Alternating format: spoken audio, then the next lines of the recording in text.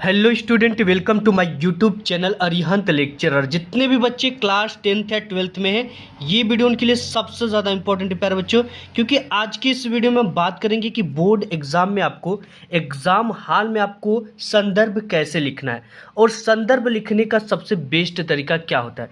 देखिए, कॉपी की जब हम शुरुआत करते हैं तो हम गद्यांश से करते हैं और गद्यांश जो है फर्स्ट हमको लिखना पड़ता है। तो first impression is last impression. इसको फर्स्ट 2 से 3 पेज ऐसा लिख दें कि टीचर खुशी से पूरा का पूरा नंबर दे दे।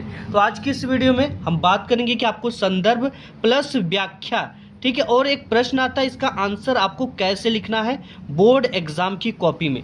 ये सबसे बेस्ट तरीका होता है। अगर इस तरीके से आप लिख दोगे, जिस भी एग्जामिनर के पास आपकी कॉपी जाएगी, आपको पूरा का पूरा नंबर मिलेगा। अगर उसका दिल पत्थर का भी होगा तो पिघल जाएगा और पूरा का पूरा नंबर देने के लिए मजबूर हो जाएगा। लिखा कैसे जाता है, लिखने का सबसे बेस्ट तरीका क्या है, आज की इस वीडियो में हम लोग जानेंगे। सबसे पहले हम जानेंगे कि संदर्भ लिखने का सबसे बेस्ट तरीका क्या होता है, और ये जो ट्रिक है इससे टॉपर ऐसे ही लिखते हैं जिससे उनको पूरा का पूरा मार्क्स मिलता है। देखिए, अगर आपका 6 नंबर का आता, 12 नंबर का आता, 10 नंबर का आता है, तो आपका अब एक भी नंबर कटने वाला नहीं, बिल्कुल 100% जो है आपको पूरा का पूरा नंबर मिलेगा और आपके एक भी नंबर नहीं कटेंगे बच्चा। क्योंकि आज की इस वीडियो में मैं आपको शेयर करने वाला the new best method of the board exam का सबसे बेस्ट मेथड। इस वीडियो में हम क्या देखेंगे, संदर्भ देखेंगे और व्याख्या देखेंगे, और प्लस एक प्रश्न होगा, उसका आंसर आपको कैसे देना है इसको देखेंगे। क्योंकि टीचर पहले पेज से इंप्रेस हो जाएगा तो पूरे कॉपी में आपको भर भर के नंबर देता जाएगा। देखिए बच्चे, अगर आपके बोर्ड एग्जाम में 6 नंबर का आता है, चाहे 12 नंबर का आता है, चाहे 10 नंबर का, तो अगर आप इस वीडियो को देखकर उस करोगे तो 6 नंबर आपको पूरा का पूरा मिल जाएगा। एंड अदर बच्चा जो करेगा उसको 6 में 4 नंबर, 3 नंबर, 2 नंबर मिल जाते हैं। यानी इसके 2 से 3 मार्क्स कहाँ पे कट जाते हैं, इस वीडियो को देख लिया तो नहीं कटेंगे। देखो, इसको हम एक तरफ रखते हैं और यहाँ पर हमारे पास है आंसर शीट है, और यहाँ पे जो है मॉडल क्वेश्चन पेपर है हिंदी का, ठीक है। तो इस सभी को कैसे लिखना है, सबसे पहले तो आपको एक scale, black pen, blue pen और एक स्केच और एक हाइलाइटर का यूज करते हुए इसका आपको लिखना है, ठीक है। देखिए, सबसे पहले यहाँ पे जो क्वेश्चन पेपर आता है, पहले बहुविकल्पी प्रश्न आता है 20 इस तरह से। उसके बाद बच्चा आपका इस तरह से खंड ब वर्णनात्मक टाइप के प्रश्न आता है। इस क्वेश्चन पेपर को, ये मॉडल पेपर है, मैं डेमो के लिए लिया हूँ ताकि आपको सब कुछ अच्छे से समझ में आए। तो यहाँ पर बच्चा आपको कैसे लिखना है, क्योंकि कॉपी की शुरुआत यहीं से होती है, खंड ब और वर्णनात्मक प्रश्न। देखिए, यहाँ से मैं अपने कॉपी की शुरुआत करना है। सबसे पहले आपका जो क्वेश्चन पेपर है उसमें दे रखा है खंड ब, और खंड ब में किस टाइप के प्रश्न, वर्णनात्मक प्रश्न। तो इस चीज को सबसे पहले आपको अपने आंसर शीट में लिखना होता है, ठीक है। एक एक चीज़ें मैं आपको बारीकी से बताऊंगा। सबसे पहले आप जो क्वेश्चन पेपर है इसके हेड पर खंड ब लिखेंगे, ठीक है। इसके कहाँ पे लिखना है, हेड पर ही लिखना है। जैसे यहाँ पर मैं लिखता हूँ खंड ब,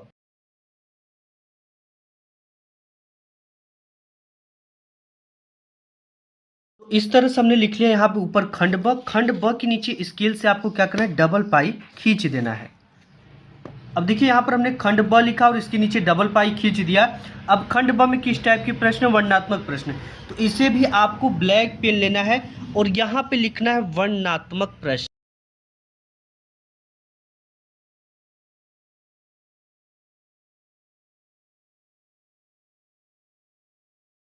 इस तरह से हमने लिख दिया यहाँ पे वर्णनात्मक प्रश्न। यहाँ पे वर्णनात्मक प्रश्न लिख लिया, और ये जो क्वेश्चन होता है ये 21 नंबर के अंतर्गत आता है, ठीक है। तो सबसे पहले क्वेश्चन का आंसर लिखने से पहले इंपॉर्टेंट होता है प्रश्नोत्तर संख्या डालना। तो यहाँ पर एक लाइन छोड़ेंगे और ब्लैक पेन से ही लिखेंगे प्रश्नोत्तर संख्या 21।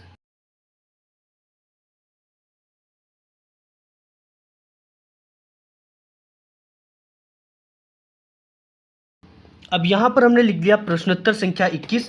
अब इसके नीचे इसे स्केल से डबल पाई खींच देंगे।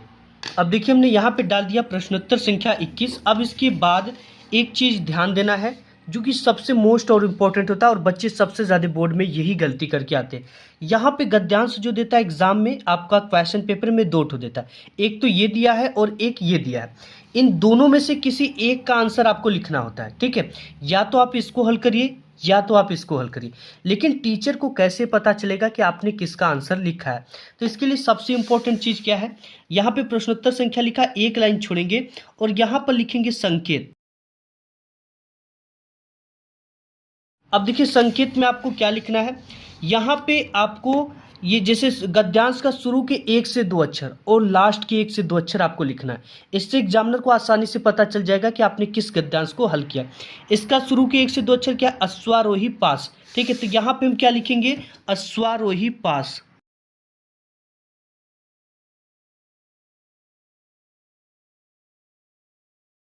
अब देखिए हम शुरू के 1 से 2 अक्षर लिख दिया, अश्वारोही पास डैश डैश लगाकर जाती हूँ, लास्ट के 1 से 2 अक्षर। तो यहाँ पे हम क्या करेंगे? डैश डैश इस तरह से लगा देंगे।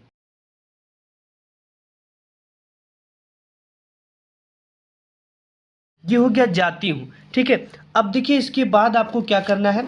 ये तो संकेत हो गया, पता चल गया एग्जामिनर को कि आपने पहले वाले गद्यांश को हल किया है। दूसरे का लिखेंगे तो दूसरे का यह कोई बात डैश डैश यहाँ पे उत्साही का इतना लिख लेंगे। ठीक है, अब इसमें जो पहला क्वेश्चन बच्चा आपका आ जाता है, ये यही देता है कि उपर्युक्त गद्यांश का संदर्भ लिखिए, और इसमें 2 मार्क्स का ये आपको मिलेंगे। संदर्भ के लिए 2 चीज़ों का पता होना इंपॉर्टेंट है। पहला तो ये किस पाठ का है, ठीक है, और दूसरा इसके लेखक कौन है, तभी हम किसी भी संदर्भ को लिख पाएंगे। ठीक है, हैंड राइटिंग खराब है तो आपको कैसे लिखना है, लेखक का नाम नहीं पता है तो आपको क्या ट्रिक लगाना है ये भी बताऊंगा। लेकिन ये 2 चीज़ें सबसे इम्पॉर्टेंट होती है, एक तो पाठ और एक लेखक। पाठ और लेखक आपको कैसे मिलेंगे?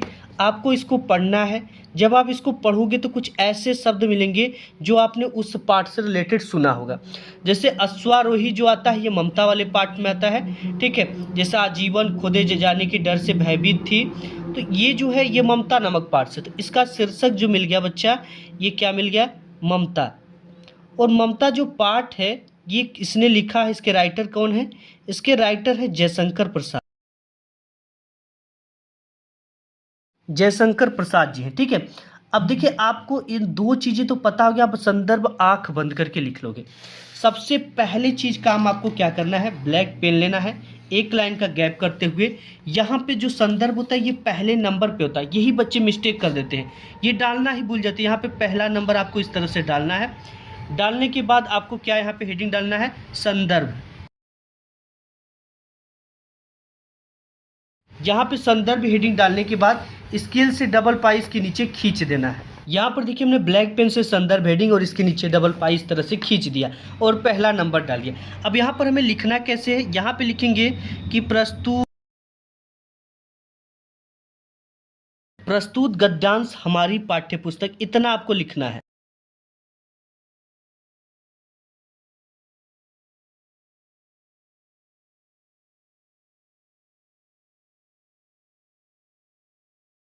प्रस्तुत गद्यांश हमारी पाठ्य पुस्तक। ये जो पाठ्य पुस्तक है बच्चा हिंदी है, तो हिंदी को जब भी लिखेंगे तो ब्लैक पेन से लिखेंगे और इसे इन्वर्टेड कामा में लिखेंगे। ये बेहद इम्पोर्टेंट है इस तरह से। ठीक है, हिंदी के गद्य खंड में संकलित, इतना लिखना। हिंदी के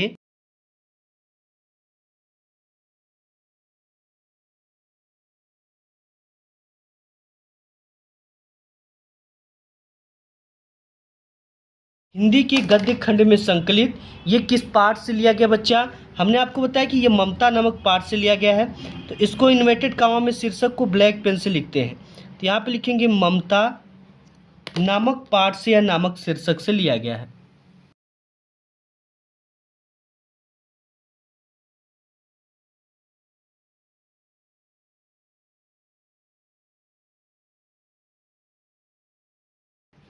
लिया गया है। अब इसके बाद इतना हमने लिख दिया। अब लिखेंगे इस पाठ के लेखक, इतना लिखना में, इस पाठ के लेखक।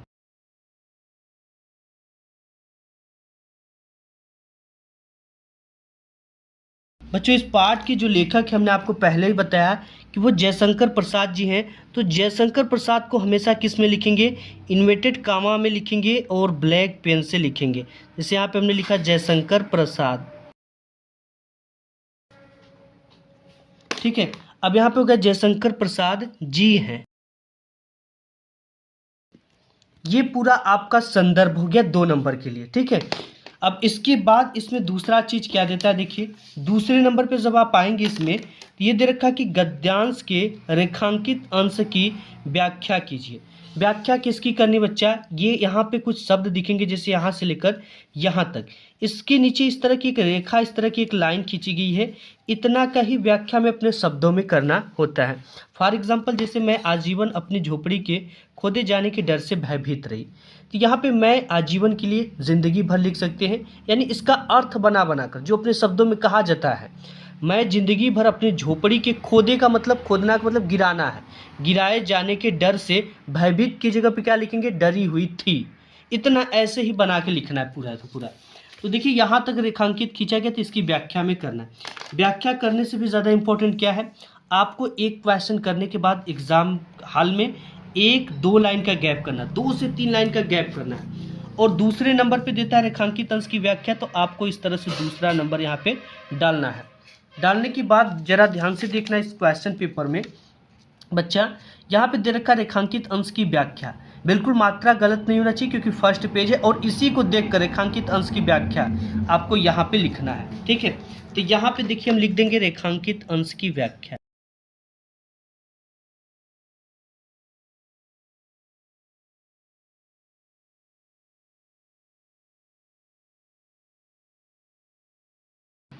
ये हो गया रेखांकित अंश की व्याख्या।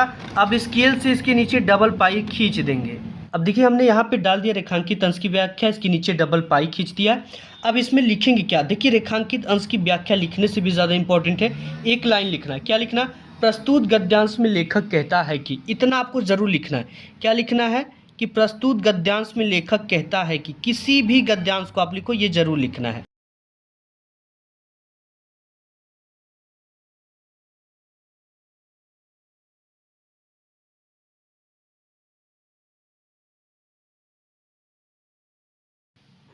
ये हो गया प्रस्तुत गद्यांश में लेखक कहता है कि।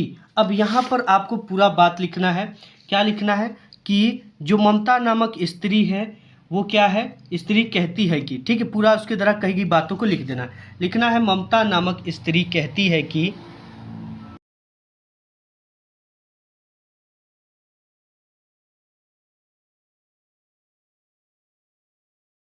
तो देखिए हमने यहाँ पर पूरा लिख दिया कि ममता नामक स्त्री कहती है कि ममता जिंदगी भर अपने झोपड़ी के गिराए जाने के डर से डरी हुई थी। लगता है कि आज भगवान ने आज मेरा बात सुन लिया और आज मैं इसको छोड़कर जा रही हूँ। अब तुम यहाँ पर इसका मकान बनाओ या महल, और मैं अब सदा के लिए इसे छोड़कर जा रही हूँ। चिर विश्राम गृह में कहती है सदा के लिए छोड़कर जा रही हूँ। ये आपका बच्चा क्या हो गया, रेखांकित अंश की व्याख्या ऐसे आपने लिख दिया। अब इसके बाद एक तीसरा नंबर यहाँ पे देता है, ये देता है कि ममता के आजीवन भयभीत रहने का क्या कारण था, और इसका आंसर आपको इसी में से मिल जाएगा। इसके कुछ इंपॉर्टेंट आपको कीवर्ड पकड़ना, जैसे यहाँ पे आजीवन हो गया, भयभीत हो गया, इसको खोजना है। यहाँ पे आपको मिल गया आजीवन, यहाँ पे भयभीत, तो ये पूरी लाइन है।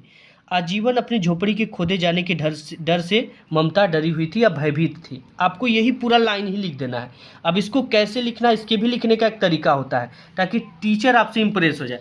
देखिए इसको हम नेक्स्ट पेज पर लिखते हैं क्योंकि इधर भर गया है। अब देखिए यहाँ पर डाला गया तीसरा नंबर, और इसको इस तरह से पूरा आंसर यहाँ पे लिखा गया कि झोपड़ी के खोदे जाने के डर से ममता आजीवन भयभीत थी। और जब भी हम नेक्स्ट पेज पे लिखते हैं तो बच्चा पहली लाइन से यहाँ से स्टार्ट नहीं करना, एक लाइन या 2 लाइन का गैप करके ही आपको लिखना है।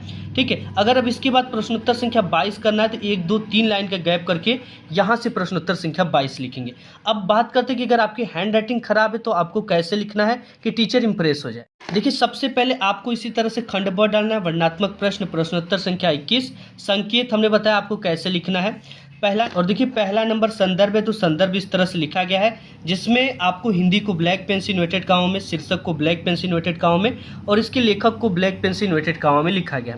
इसके बाद 2 से 3 लाइन का गैप करते हुए दूसरा नंबर डालना है, रेखांकित अंश की व्याख्या आपको लिखना है। इससे लिखने से पहले प्रस्तुत गद्यांश के लेखक कहता है कि, इतना लिखने के बाद पूरी व्याख्या आपको लिखना होता है। हैंड राइटिंग खराब है तो आपको कैसे लिखना है, जैसे यहाँ पे हमने लिखा प्रस्तुत और यहाँ पे लिखा है गद्यांश, इन दोनों के बीच में बच्चा इस पेन की मोटाई इतनी दूरी होनी चाहिए। ये ध्यान दे दोगे तो पूरी हैंड राइटिंग आपको अच्छी लगेगी, साफ सुथरा लगेगी, पढ़ने में आ जाएगा। और इसके नीचे की जो दूरी है ना, ये भी पूरी की पूरी शब्दों की बराबर होनी चाहिए, और सीधा लिखने की पूरी कोशिश करना। ठीक है, तो इस तरह से आपको बोर्ड एग्जाम में संदर्भ लिखना है। वीडियो पसंद आए तो लाइक करना, अपने दोस्त यार में इसे शेयर करना। मिलूंगा एक नेक्स्ट वीडियो में, तब तक के लिए धन्यवाद।